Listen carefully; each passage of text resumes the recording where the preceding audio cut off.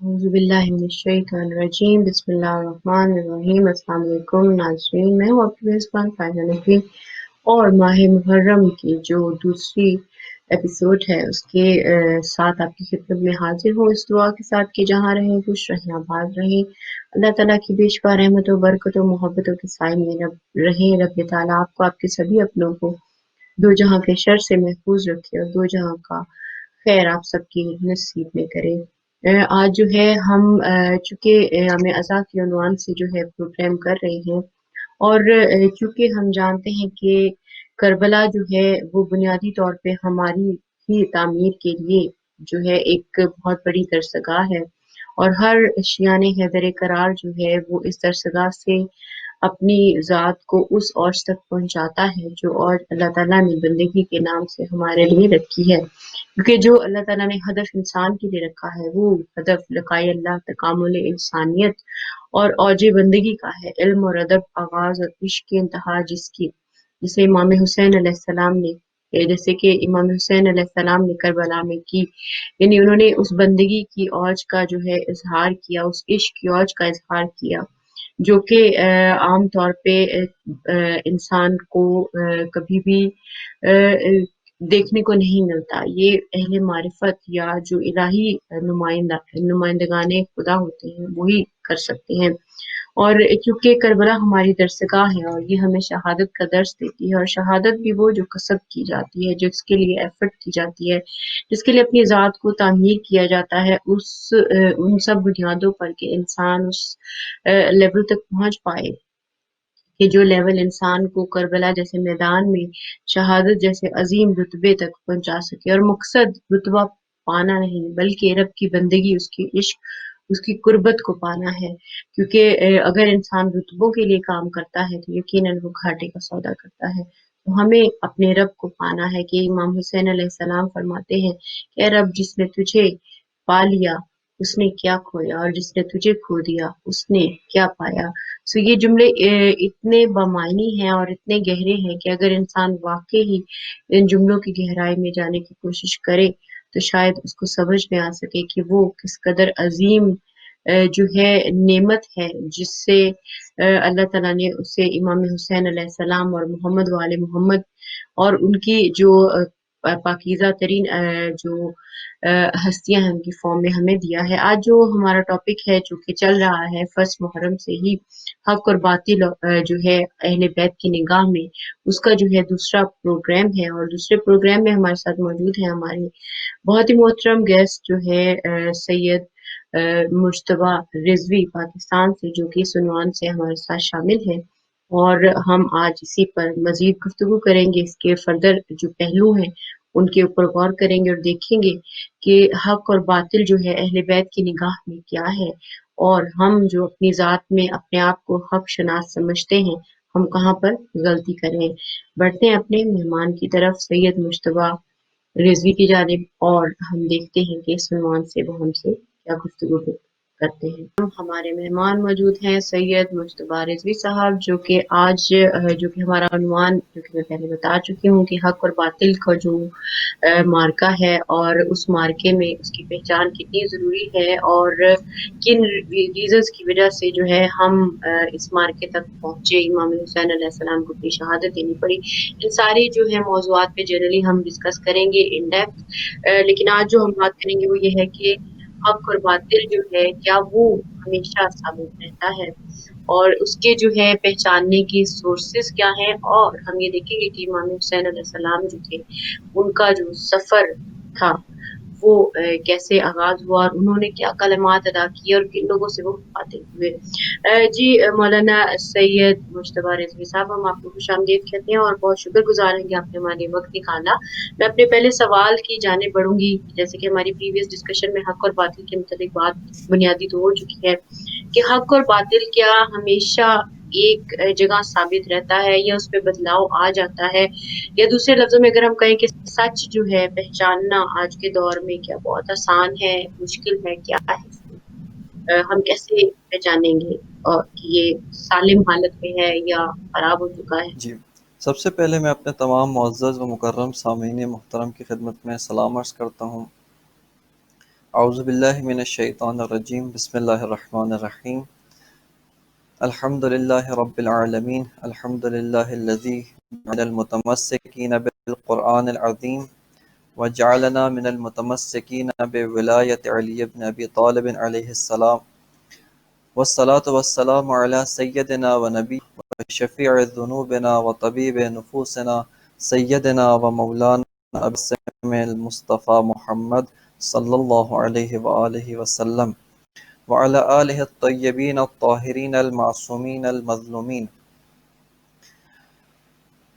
قال امام حسین علیہ السلام الا ترون ان الحق لا يعمل به وان الباطل لا يتناهى عنه۔ یہ جو آپ نے سوال پیش کیا ہے کہ آیا حق میں تبدیلی رونما ہوتی ہے یا نہیں ہوتی، آیا حق ہمیشہ ثابت رہتا ہے اور باطل جو ہے وہ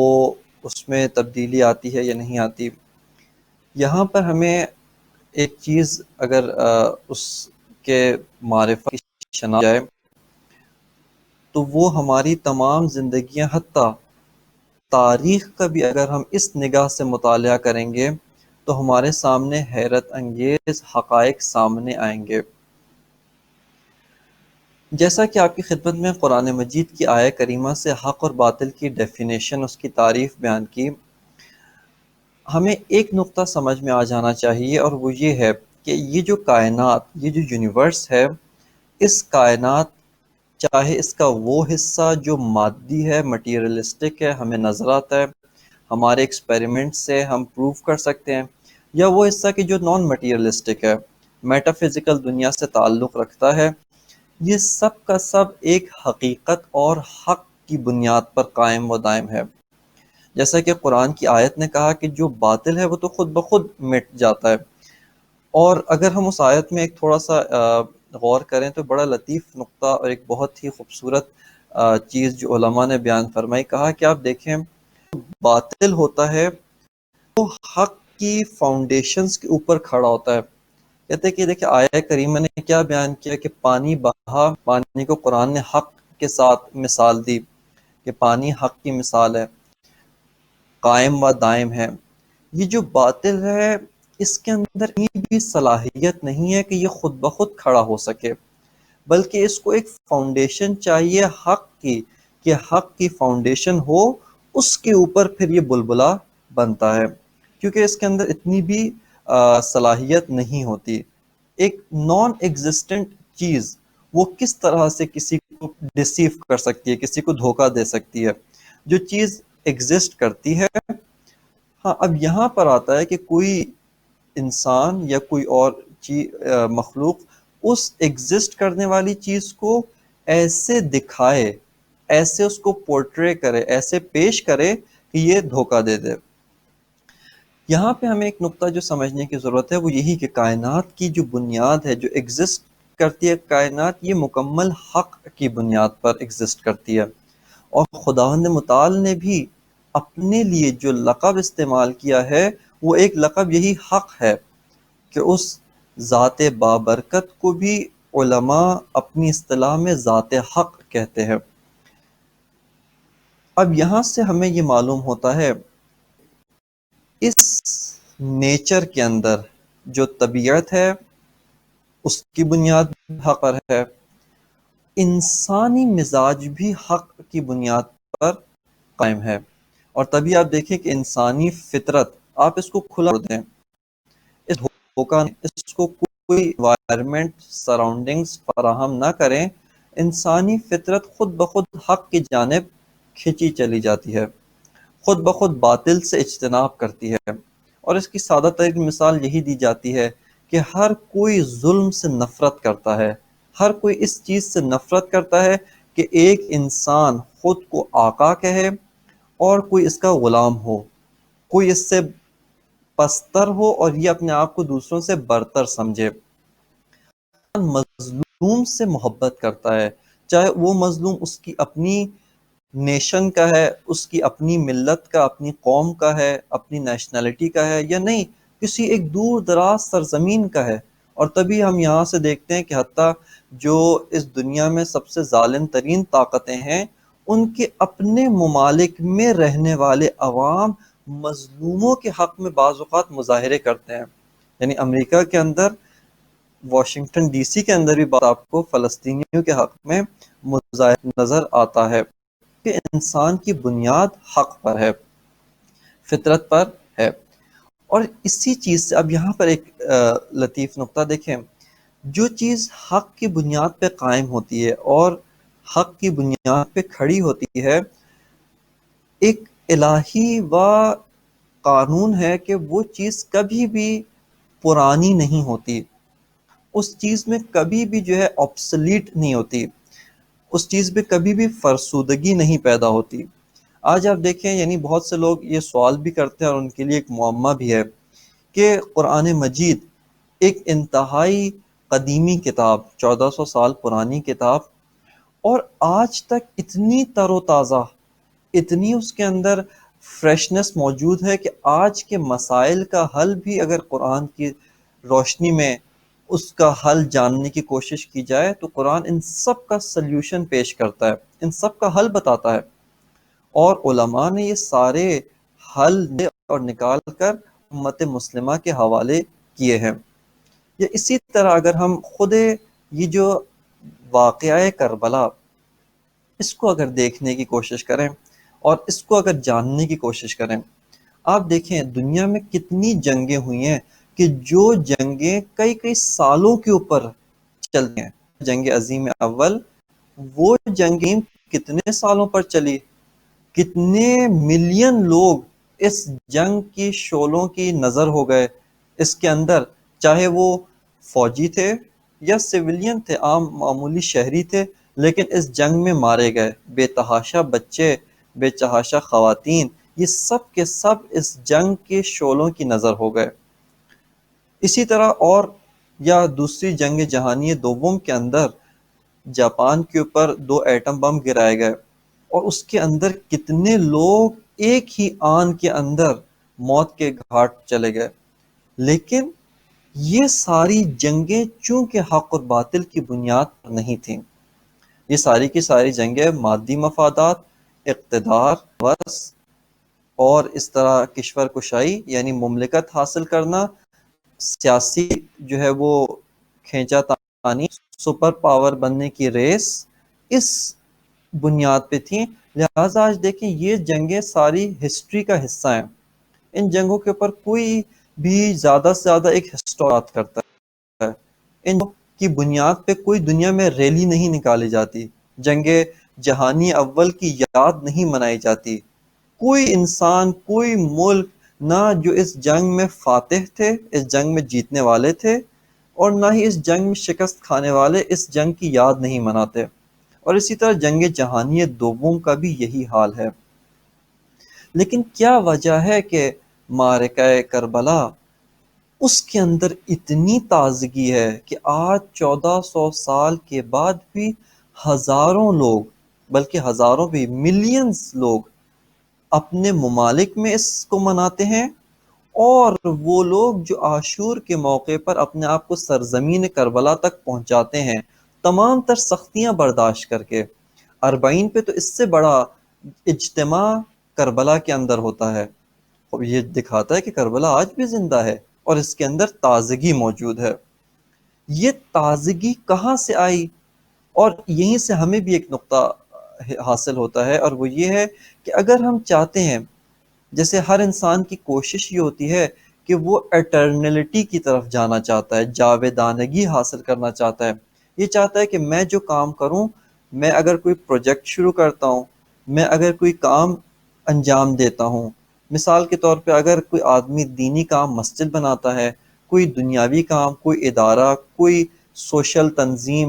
یا کوئی ویلفیئر تنظیم، اس طرح کے کوئی کام کرتا ہے، اس کی کوشش ہوتی ہے کہ یہ کام ہمیشہ باقی رہے، اس کے اثرات رہیں. تو اس کو چاہیے کہ اپنے کاموں کو حق کی بنیاد پر انجام دے. اگر اس کے کام حق کی بنیاد پہ انجام ہوں گے، چونکہ حق ایٹرنل ہے، جاویدانگی رکھتا ہے، جو چیز حق کے ساتھ جڑ جائے گی حق کی وجہ سے ہمیشہ قائم و دائم رہے گی۔ لیکن جو انسان دھوکے، فریب،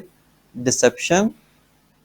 دوسروں کی کو دھوکہ دے کر کچھ فائدہ حاصل کرنا، حتیٰ یہاں تک کہ آپ دیکھ لیں کہ بڑی بڑی جو سپر طاقتیں ہیں، سپر پاورز ہیں، یہ ان کے پاس کتنی پاور ہے، کتنا میڈیا ہے، سب کچھ ان کے پاس موجود ہے، لیکن چونکہ ان کے کاموں کی بنیاد ڈسیپشن پہ ہوتی ہے، دھوکے پر ہوتی ہے، ان کے کاموں کی بنیاد باطل کے اوپر ہوتی ہے، کچھ عرصے بعد کتنا چھپانے کے باوجود وہ چیز آشکار ہو جاتی ہے، اور بے تحاشا اگزامپلز ہیں، ان کی ریالٹی جو ہے وہ سامنے آ جاتی ہے، لوگوں کو واقعیت معلوم ہو جاتی ہے۔ لہٰذا آپ یہ ملاحظہ فرمائیں کہ حق ہمیشہ قائم و دائم ہے، اور حق کی بنیاد پر جو کام انجام دیا جائے، جو چیز حق کی بنیاد پر اس کو استوار کیا جائے، وہ چیز بھی قائم و دائم رہے گی۔ اور یہیں سے وہ آیہ کریمہ، اس سے ہم جو ہے وہ الہام لیتے ہیں کہ جس میں فرمایا کہ ہر شے ہلاک ہو جائے گی، کل ہر چیز جو ہے وہ فانی ہے، لیکن وجب کا وہ اس کو دوام حاصل ہے۔ کیوں؟ چونکہ خود ذات خداوند متعال ذات حق ہے، اس کے جو افعال ہیں، اس نے جو کام انجام دیے، وہ کام حق کی بنیاد پر ہیں، لہٰذا ان کو دوام حاصل ہے۔ اور جو انسانوں نے اس حق کے اوپر جھاگ کی طرح سے باطل جو کچھ بنایا ہوا ہے، وہ سارا کا سارا باطل وہ ایک دن خود بخود مٹانے کی بھی ضرورت نہیں، بلکہ with the passage of time، گردش دوران، گردش زمان، یہ سب کا سب اس کو نیست و نابود کر دے گا۔ اور اسی چیز کا نام مہدویت ہے، کہ اگر اس کو تھوڑا سا ہم عاشورہ کو مہدویت کے ساتھ جوڑ دیں کہ امام زمانہ عجل اللہ تعالی فرجہ الشریف، آپ کی جو حکومت ہے، حکومت حق ہے، حق کی بنیاد پر قائم ہے، لیکن جو باطل ہے وہ خود بخود ایک اس نے سویلائزیشن بنائی۔ اور یہ انشاءاللہ ہم جو مراحل ہوں گے حق اور باطل کی نبرد کی، اس میں یہ چیز ڈسکس کریں گے کہ حق اور باطل یہاں کی جو نبرد کیا کیا مراحل طے کیے۔ تو یہ سویلائزیشن خود بخود ایک جو باطل کی ہے وہ ڈاؤن فال کی طرف جاتے ہوئے ہمیں دکھائی دے رہی ہے۔ اچھا، یہاں پہ میں دو سوال ہے۔ ایک تو یہ سوال ہے کہ حق کا جو سورس ہے، اس کا منبع ہے، وہ کیا ہے؟ ہم کہاں سے حق کو لیں گے کہ جو کسی کے لیے بھی فرض کرے شک اور شبے کا باعث۔ اور دوسری ایک چیز جو عام ہم جو ہماری زندگیوں میں عام سوالات ہوتے ہیں ماہ محرم اور ماہ اذان میں، ان میں سے ایک سوال بھی میں اٹھانا چاہوں گی کہ ہم امام حسین علیہ السلام کو مظلوم کیوں کہیں؟ یہ دو سوالوں کے جواب چاہوں گی کہ امام تو بہت طاقتور ہیں، اور اگر ہم دیکھا جائے تو ظاہر ہے وہ جنت کے سردار ہیں، تو کیا اکثر لوگ جو ہے سوال یہ بھی اٹھاتے ہیں کہ مظلوم کہنا غلط ہے، اس طرح نہیں کہنا چاہیے کہ اتنی بڑی عظیم ہستی ہے تو ان کے ساتھ یہ رشتہ نہیں ہے۔ ایک تو یہ، لیکن پہلے میں یہ چاہوں گی کہ آپ منبع جو ہے حق کا، وہ اس کے بارے میں بات کریں کہ وہ کیا سورسز ہیں جہاں سے ہم حق کو لیتے ہیں۔ حق کا جو منبع ہے وہ خداوند متعال کی ذات ہے، اور اس نے جو کچھ بیان فرمایا وہ حق ہے، کیونکہ وہ ذات ایک ایٹرنل ریئلٹی ہے۔ جس طرح سے ہم اگر اس کو تھوڑا سا جوڑ دیں فلسفے کے ساتھ، تو جس طرح فلسفے کے اندر یہ کہا جاتا ہے کہ وہ ذات ہمیشہ سے ہے، ہمیشہ سے تھی، اور جو کچھ بھی ہے وہ اس کی وجہ سے موجود ہے، کیونکہ اس نے ہر شے کو خلق فرمایا ہے۔ لہٰذا وہ چیز جو ثابت پائیدار کرتی ہے اور اس کی ایگزسٹنس نیسیسری ہے، واجب الوجود ہے، یعنی اس کی ایگزسٹنس نیسیسری ہے، وہ ذات خداوند متعال ہے۔ یہاں پر ایک منبع حق جو قرآن مجید نے بھی جس کو بیان فرمایا، اور آیہ مباہلہ سے پہلے اس کو قرآن مجید کی آیہ نے بیان فرمایا، وہ یہ ہے کہ الحق من ربک فلا تکونن من الممترین۔ بلکہ یہ آیہ کریمہ میں آپ کی خدمت میں اگر اس کو دیکھ کے تلاوت کروں تو انشاءاللہ آپ زیادہ استفادہ کریں گے۔ سورہ مبارکہ آل عمران، اس کی آیہ نمبر 60، ورس نمبر 60، اس کے اندر خداوند متعال کا فرمانا ہے الحق من ربک فلا تکم من الممترین، کہ حق آپ کے پروردگار کی جانب سے ہے۔ اور اس آیت سے پہلے آپ بیک گراؤنڈ جانتے ہیں کہ حضرت عیسیٰ کا ماجرا قرآن مجید نے بیان فرمایا کہ حضرت عیسیٰ کی مثال بالکل حضرت آدم علیہ السلام کی جیسی ہے، کہ خداوند متعال نے ان کو خلق فرمایا مٹی سے، اور ان میں کوئی فرق نہیں ہے، کہ جو عیسائیوں کے قول کا بطلان تھا۔ اس کے بعد خداوند متعال نے بیان فرمایا کہ الحق من ربک فلا تکم من الممترین، کہ حق آپ کے پروردگار کی طرف سے ہے، آپ انکار کرنے والوں میں سے نہ ہوں، حق کا انکار کرنے والے یعنی ممترین ان میں سے نہ بنیں، جانتے بوجھتے انکار نہ کریں، چونکہ عیسائی مذہب کی ایک وجہ اور جتنے بھی مذاہب ہیں دیگر ان کے زوال کی جو ایک وجہ ہے ان میں تحریفات اور یہی حق کو باطل سے ملانا، چونکہ انہوں نے حق کا راستہ چھوڑ دیا، حتیٰ اپنی مقدس کتاب اس میں بھی تحریف کی، جو کلام حق تھا خداوند متعال کی جانب سے، اس کو بھی انہوں نے تحریف کر کے بگاڑ دیا۔ اس کے بعد خداوند متعال کی آیت ہے کہ فمن حاجک فیہ من بعد ما جاءک من العلم فقل تعالوا ندعو ابناءنا وابناءکم ونساءنا ونساءکم وانفسنا وانفسکم ثم نبتہل فنجعل لعنت اللہ علی الکاذبین، کہ وہ آیہ مباہلہ ہے اور اس میں ہم وارد نہیں ہوں گے۔ تو آپ نے ملاحظہ فرمایا کہ سب سے پہلا منبع جو ہے حق کا وہ خود ذات خداوند متعال ہے۔ اب خداوند متعال نے انسان کو حق کی شناخت کے لیے کچھ سورسز دیے، کچھ منابع دیے جس کے ذریعے سے ہم حق کی شناخت حاصل کر سکتے ہیں۔ ان منابع کو ہم اس طرح سے اگر بیان کریں کہ پہلا منبع جو ہے وہ خود اگر مسلمان ہیں، جیسا کہ ہم سب مسلمان ہیں، اور بالخصوص جو مکتب تشیع سے تعلق رکھتے ہیں، ان کا تو فخر ہی یہی کہ یہ مکتب قرآن کریم ہے۔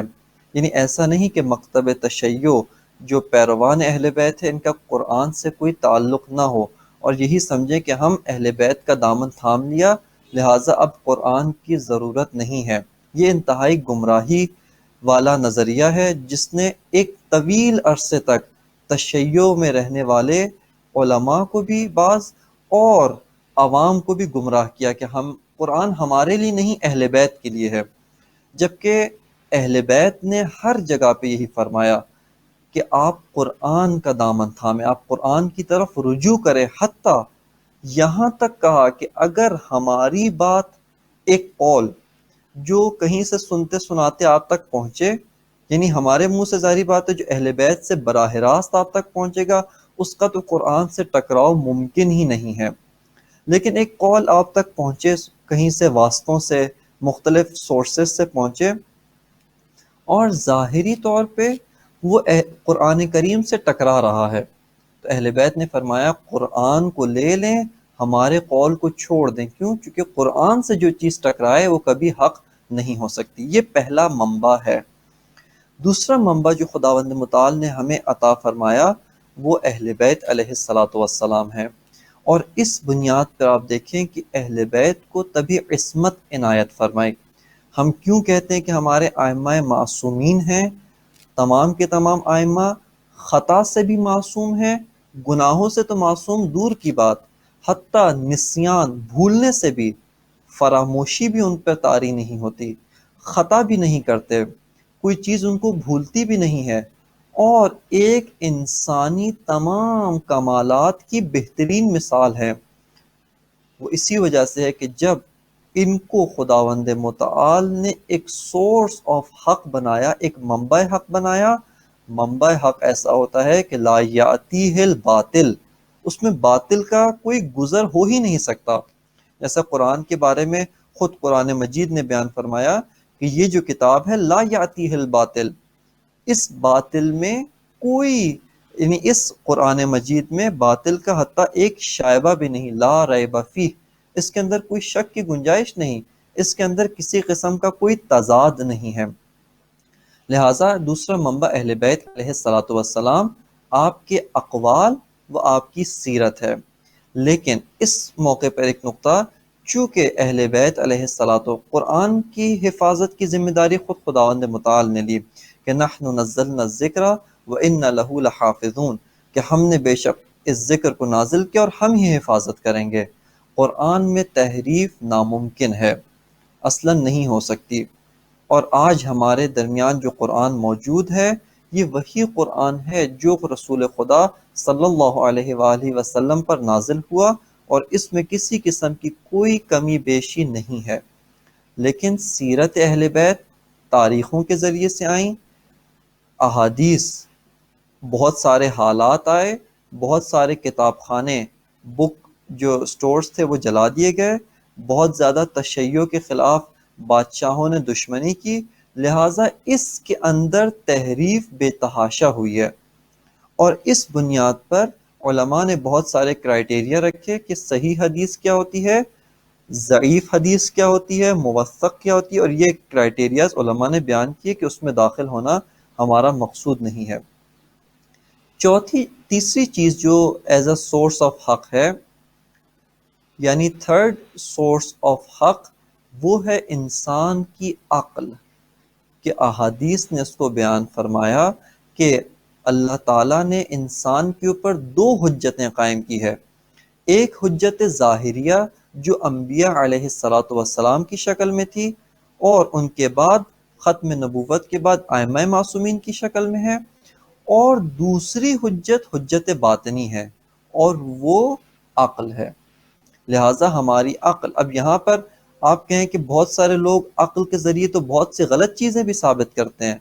یہاں پر ایک یہ پھر مس کنسپشن آتا ہے کہ وہ عقل نہیں ہوتی، وہ عقل کے لباس میں بہت ساری اور چیزیں ہوتی ہیں۔ مثال آپ کی خدمت میں عرض کروں، ہماری اگر آپ عقل کو لیں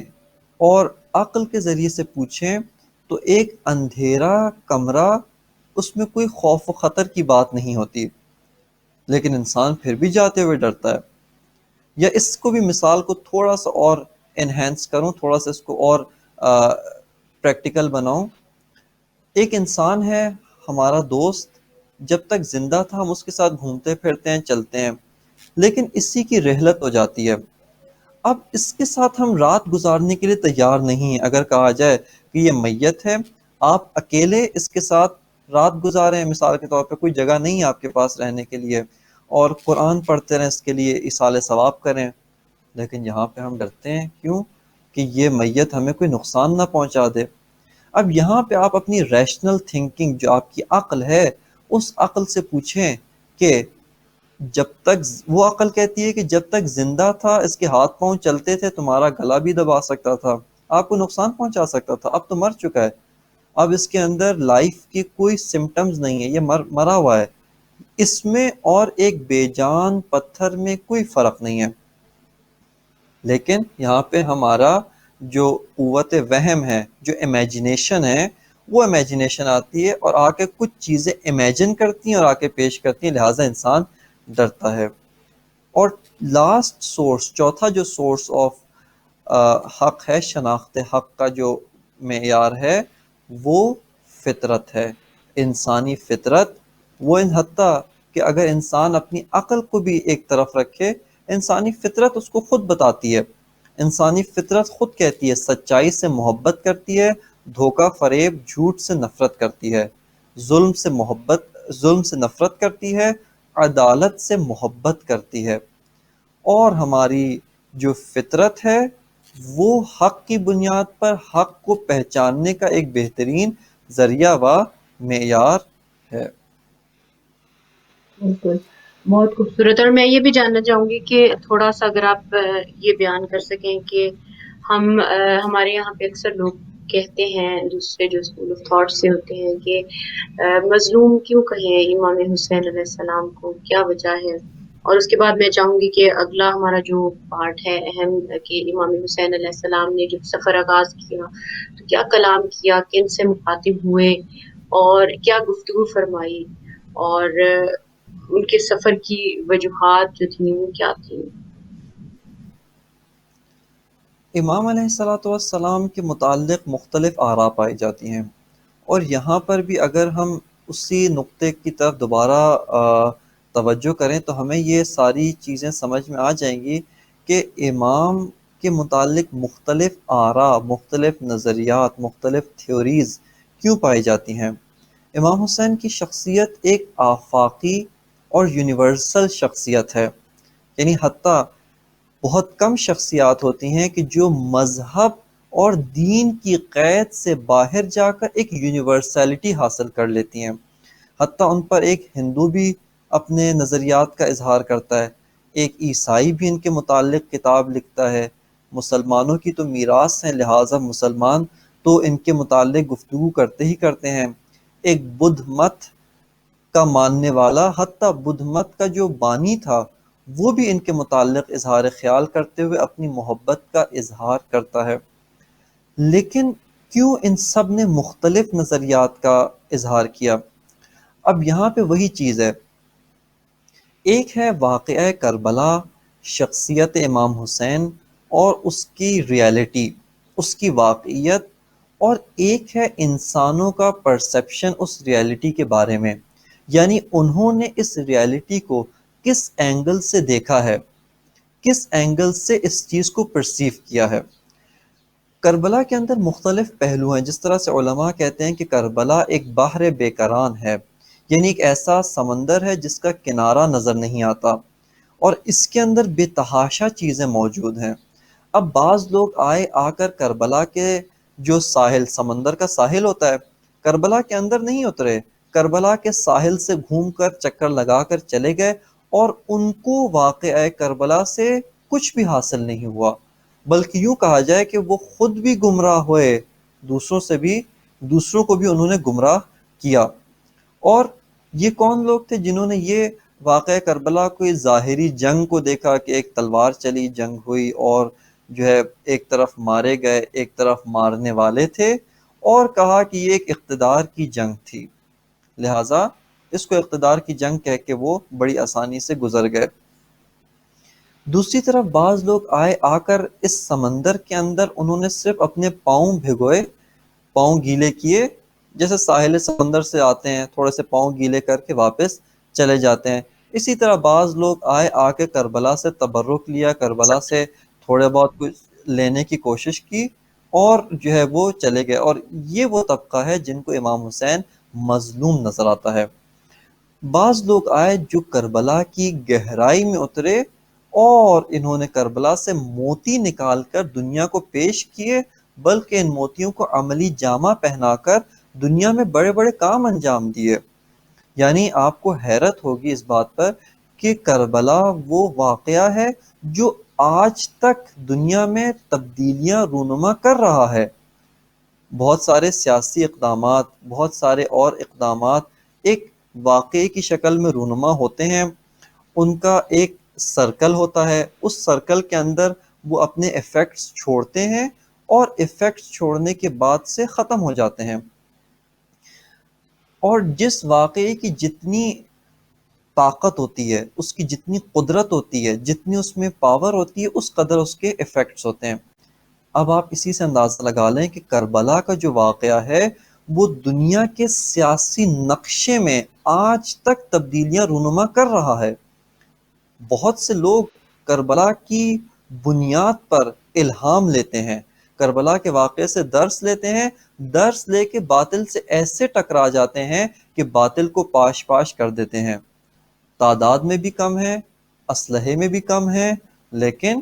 یہ ان سے پوچھا جائے کہ یہ کہاں سے لیا، کہتے ہیں ہم نے کربلا سے لیا۔ بس کربلا ایک زندہ اور جاویدان واقعہ ہے۔ یہ جو لوگ جنہوں نے کربلا سے موتی حاصل کیے، انہوں نے کربلا کو درست زاویے سے دیکھا۔ اب ہم آتے ہیں، آ کر ایک جو درست زاویہ ہے اس سے اگر کربلا کو دیکھنے کی کوشش کریں، کربلا میں ظلم ہوا، اور اس میں کوئی شک نہیں۔ امام حسین علیہ السلام، آپ کے ساتھیوں پر پانی بند کیا گیا، آپ کے ساتھی اور آپ خود علیہ السلام، آپ کے اہل بیت، خواتین، امام حسین علیہ السلام، آپ کے ساتھی، آپ کے اہل بیت، خواتین، بچے، ان سب پہ پانی بند کیا گیا، اور یہ انسانی فطرت کہتی ہے کہ ظلم کیا گیا۔ اسی طرح سے امام کے اصحاب کو شہید کیا گیا، قتل ہوئے، خون بہایا گیا، خیام کو لوٹا گیا، اور ایک ظاہری جو دشمن فوج کے ساتھ سلوک کیا جاتا ہے، آپ کی فوج کے ساتھ بھی وہی رویہ رکھا گیا، لہٰذا امام پر ظلم ہوا۔ لیکن مظلوم کا جو کانسیپٹ ہمارے ذہنوں میں ہے کہ ایک ایسا انسان جو بیچارہ ہو، جس کے پاس نہ طاقت ہے، نہ قدرت ہے، نہ قوت ہے، نہ اس کی کوئی بات سننے والا ہے، نہ اس کی کوئی مدد کرنے والا ہے، اور بیرونی طاقتیں اس کو گھیر کر کے اپنے ظلم کے چنگل میں لے لیتی ہیں اور اس پہ ظلم کر رہی ہیں، اور وہ بیچارہ آہ و فریاد کرتا رہ جاتا ہے کہ لوگوں میری مدد کرو، میں مظلوم ہوں۔ یہ تصور بالکل غلط ہے۔ کیوں یہ تصور غلط ہے؟ آپ اسی بات سے اندازہ لگا لیں کہ وہ شخصیت جو اپنی شہادت کے اتنے سالوں بعد بھی، صدیوں بعد بھی، اپنی شہادت کے صدیوں بعد بھی دنیا کے اوپر تاثیر چھوڑ رہی ہے، دنیا کو اپنے مطابق چلا رہی ہے، دنیا کے اندر چینجز لا رہی ہے، دنیا کے اندر بڑے بڑے ریولوشنز کی بنیاد وہ ہے، دنیا کے اندر جب بھی ظلم کے خلاف آواز اٹھتی ہے تو اس شخصیت کا نام لیا جاتا ہے۔ تو یہ کتنی مضبوط اور کتنی پاورفل شخصیت ہوگی، اس شخصیت کو مظلوم نہیں کہنا چاہیے۔ اور یہاں پہ ہم اگر ایک تھوڑا سا سینیریو، اور اسی کے ساتھ انشاءاللہ ہم اپنی گفتگو کو ایک تاریخ کے پہلو میں کلام امام حسین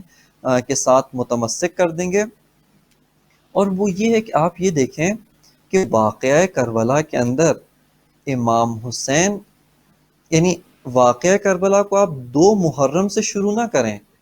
کیونکہ اگر آپ واقعہ کربلا کو 2 محرم سے شروع کر کے 10 محرم پہ ختم کر دیں گے، آپ کو اس میں سوائے مظلومیت کے کچھ نظر نہیں آئے گا۔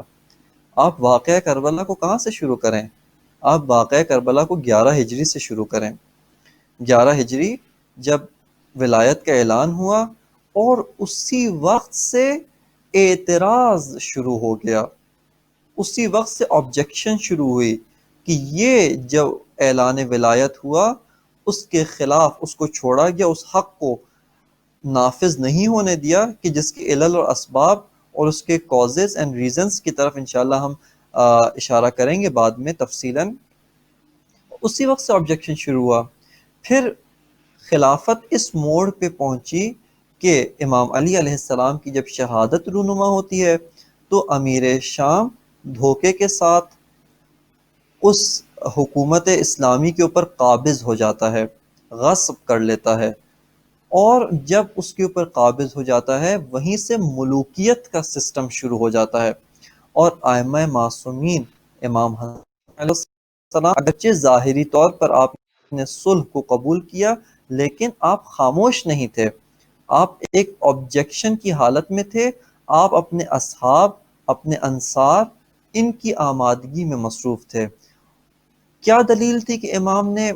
آبجیکشن کو ترک نہیں کیا؟ یہی دلیل تھی کہ معاویہ امیر شام اپنے اہداف کی راہ میں سب سے بڑی رکاوٹ امام حسن کے وجود کو سمجھتا تھا۔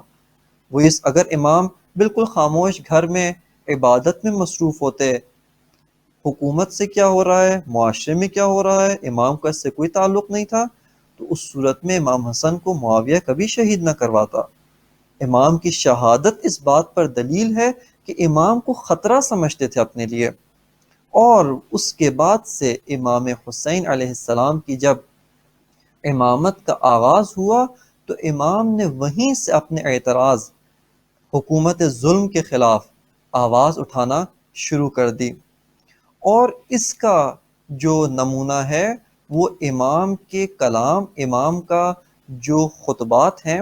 وہ انشاءاللہ حق اور باطل کے جو موضوعات جیسے جیسے آگے بڑھیں گے اس میں ہم آپ کے سامنے امام کے کلام کی تلاوت کریں گے۔ وہ امام کے کلام سے واضح ہوتا ہے، اور اس کا سب سے بڑا جو نمونہ ہے وہ خطبہ منی ہے، جو امام نے 59 ہجری میں، یعنی 59 ہجری کے اندر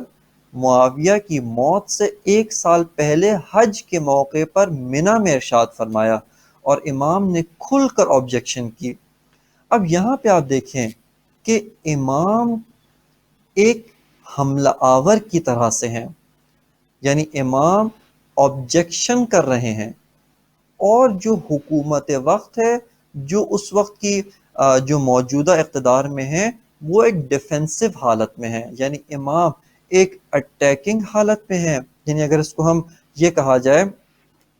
کہ ہم اس کو تشبیہ دینا چاہیں تو امام اپنے افکار، اپنے کلام، اپنی سیرت لوگوں میں بیداری کے ذریعے سے، لوگوں میں اویئرنیس کے ذریعے سے امام اس موجودہ حکومت کے خلاف براہ راست کھل کر آپ سامنے آئے، اور حکومت وقت ایک دفاعی حالت اختیار کر لیتی ہے۔ بس اب یہاں سے اب امام ہمیں مظلوم نظر آتے ہیں یا قدرت مند نظر آتے ہیں؟ امام ہمیں اس سے انکار نہیں، یعنی یہاں سے کوئی یہ مس کنسپشن نہ لے کہ امام پر ظلم نہیں ہوا، اس کا مطلب ہے جو کچھ امام کے ساتھ ہوا وہ بالکل صحیح ہوا۔ نہ، یہ ہم نہیں کہنا چاہ رہے کہ امام کے ساتھ جو کچھ بھی ہوا، آپ کی شہادت اور جو مد مقابل یعنی یزید نے جو رویہ آپ کے ساتھ رکھا، آپ کے اہل بیت کے ساتھ رکھا، یہ صحیح تھا، وہ بالکل غلط تھا، وہ واقعاً ظلم تھا۔ انسانیت نے ایسا ظلم کبھی نہیں دیکھا، لیکن اس سے یہ نہیں ملتا کہ امام وہ گھیر کر مارے گئے اور آپ کے پاس کوئی اور آپشن موجود نہیں تھی، کوئی اور راستہ نہیں تھا، بلکہ امام نے آگاہانہ طور پر اس سفر کا انتخاب فرمایا تھا۔ لہٰذا یہ تصور جو ہے وہ ہمیں درست کرنے کی ضرورت ہے۔ خوبصورت آپ نے گفتگو بیان کی، اور ہم نے بہت ہی پیارے جو ہے میسج کے اوپر اپنے آج کے شو کا اختتام کر رہے ہیں کہ